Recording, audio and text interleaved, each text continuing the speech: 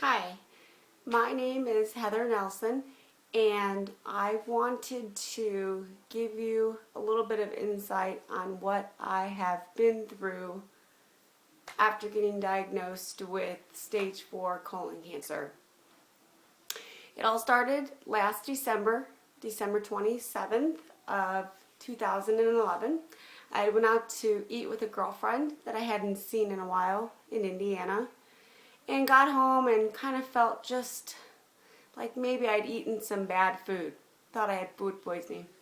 It ended up I went to the emergency room, and they ended up doing a CAT scan, and the best that they could tell me was that a cyst had broken in my ovaries, and there really wasn't anything that they could do for it other than give me pain pills. So of course I went ahead and I took those, but it wasn't getting any better.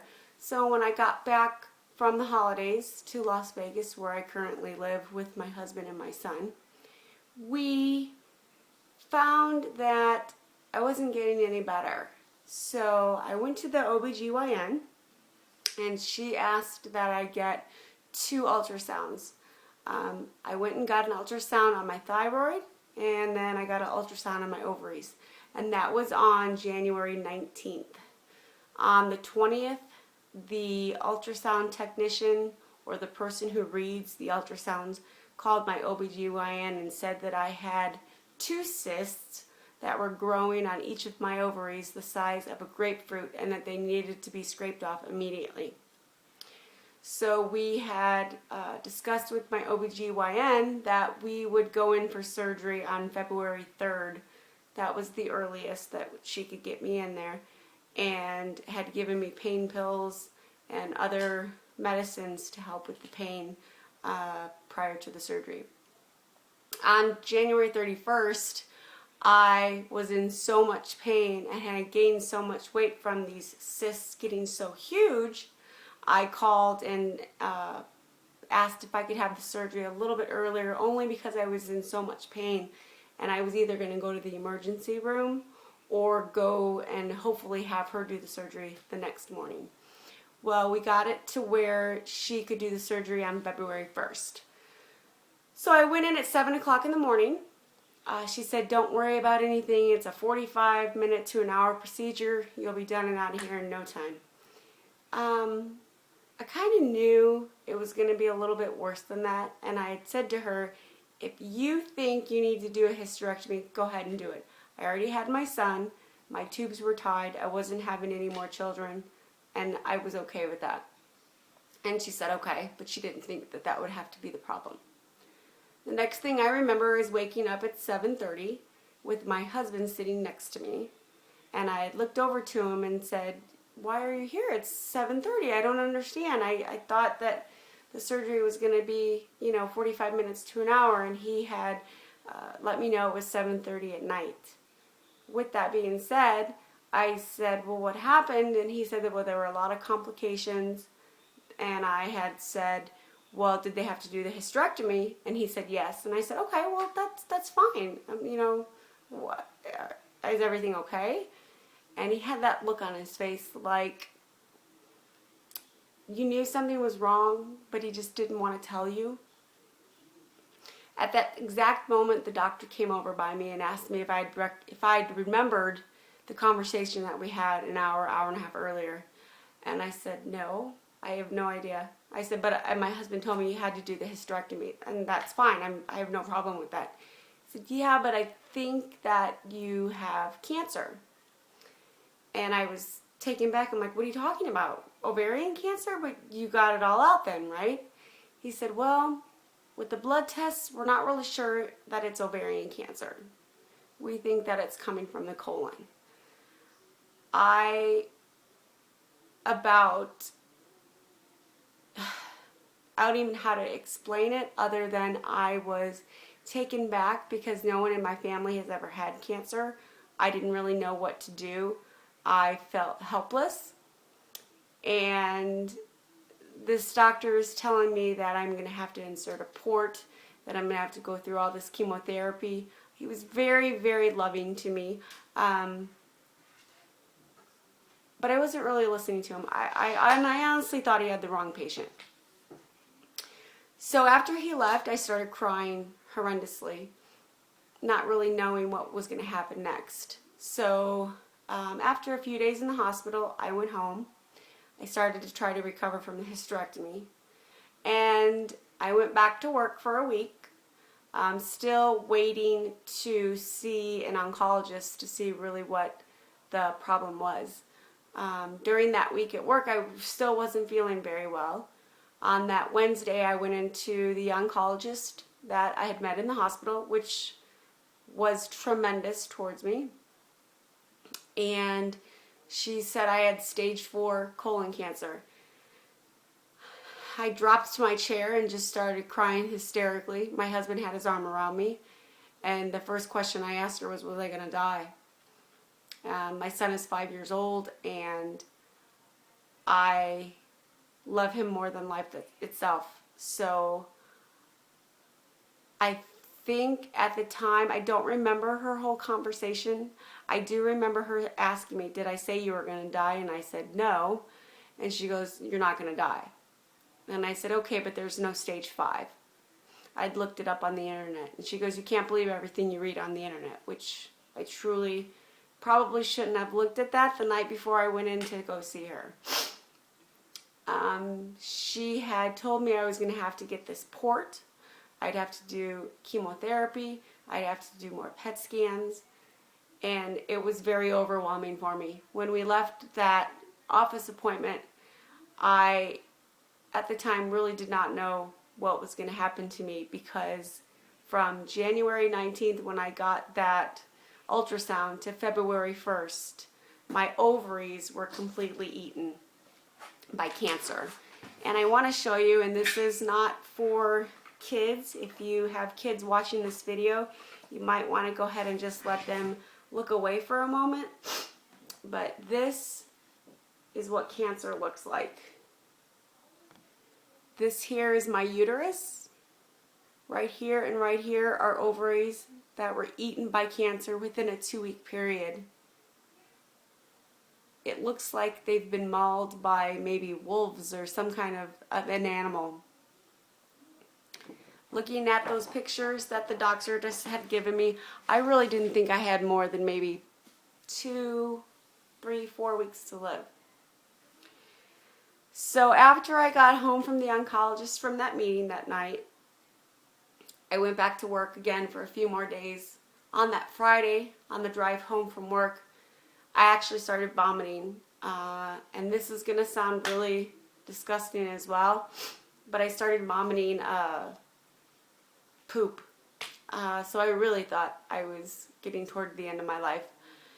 I went through it for a 24-hour period, and then finally had my husband take me into the hospital. They did a series of tests on me and concluded that, yes, it was a blockage in my colon that was the size of about a golf ball, and they had to go in to remove it from my colon. Before the surgery started, the doctor came in and said that there was a 50-50 chance I was going to have a colostomy bag, which at the time I didn't even know what that was. And he explained it to me, and that would be a bag that would be on your skin, and that's where you would have to go to the bathroom. And that he was going to insert the port so that I could go for chemotherapy after the surgery was completed. And I said, okay. I prayed and prayed and prayed, and went through the surgery, woke up. I did not need the colostomy bag, which was a blessing. But I knew I had a long road ahead of me. I did go through 6 months of chemotherapy, which it's hard to describe, but it's horrible pain. Your spouse, your family, your friends, it's hard on all of them because they know that you are not yourself. I couldn't do things with my son that I wanted to do for so long. But the kicker in all of this is that the oncologist told me that that tumor had been sitting there for over a year. When I was diagnosed, I was 41 in a month. If I'd had a colonoscopy at age 40, not 50, which is what it is currently, they could have caught those polyps, cut them out, and I would not have had to go through all of the chemotherapy. I love my doctors. I think they've been great. Today is October 5th, 2012, and as of today, right now, I have had 2 negative PET scans. However, I do need to take the medicine to keep the tumors away. So I have a tumor-starving drug called Avastin, which will keep me alive. I have been completely positive through all of this, which, let me tell you, it's very hard to do. I'm back to work full-time. I love my family, and I think I've been given a miracle.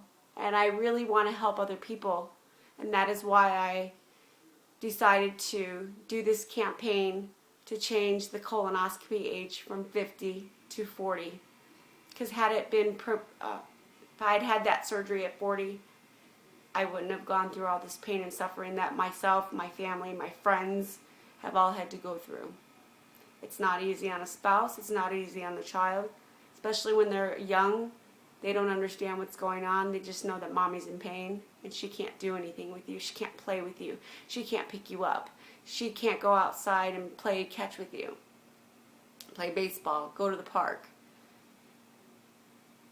It's been a life-changing event for me, and I just want to go out there and I want to help people. I want them to know, if you stay positive, if you pray, if you have the right doctors and you love your doctors, and it will be better. It will